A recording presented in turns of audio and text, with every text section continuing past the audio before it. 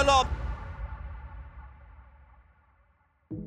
Paddy and myself actually grew up together, and we were just best friends for years and years, and just got involved with some horses with him from time to time, and just got lucky eventually. Here's the king.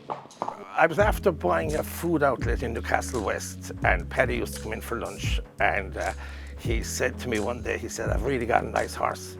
And he said, I'm telling you, he says, there's something different about this one, he said, you know, and he says, will you buy a share in him? And I'm like, oh, Paddy, I mean, I've just had bad luck with horses lately, and I was a bit adamant not to, and he just said, Davy, I'm telling you, this one is different. And I said, yeah, I'll say that, sure. I said, but you know, eventually I said, you know what, go on, I'll buy it. And I ended up buying the share in him. And like, I think I had him for well in excess of a year before he seen the track. But evidently when he seen the track, he was a different horse, thank God. I bought him as a store horse in Goffs in Ireland, and bought him as a 3-year-old. I got Davy to buy into him in the early days, and he stuck with him. He's lightly enough raced. He's only ran 7 times, I think, or 8 times maybe. He's filled into himself this summer, yeah, I'm very happy with him, that he's a horse now.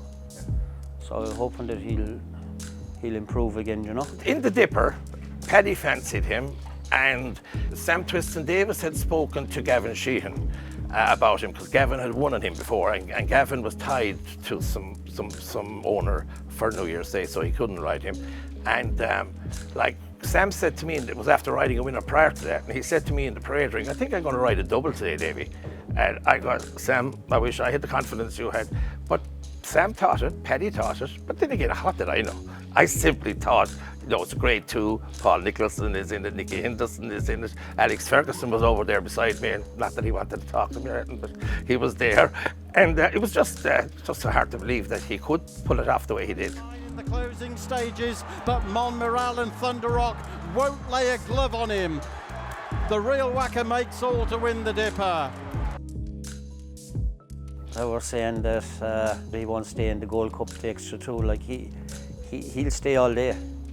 It's just that the way we had to run him while he was a novice was out in front, and like he was out in front so long and in the Brown Advisory that he just, like anything else, he just idled a bit. Even Sam said when he heard the horse coming to him, he picked up again, you know. So I've no problem thinking that he wouldn't get the extra 2 furlongs in the Gold Cup. And that's basically what we're aiming for. He just kept going and going, and I think they had Braun up front to turn him out or something, but then he beat off Braun coming up the hill, and all of a sudden, it wasn't until he turned coming in to the hill that I said to myself, Jesus, I think we have a chance here. We could win this. And all of a sudden, he pulled away going up the hill, and it looked as if he was going to win as well, but Gerri Colombe came on like a jet, but we just got the line in time, you know. The real whacker in front, Gerri Colombe is closing with every stride. They hit the line, the real whacker and Gerri Colombe. The judge will have to tell you that. When you bring a horse from a raw 3-year-old unbroken horse, and to see him progress up along, and that's what it means. It means getting up all the early mornings and the bad mornings and the wet mornings and the cold mornings and every kind of mornings.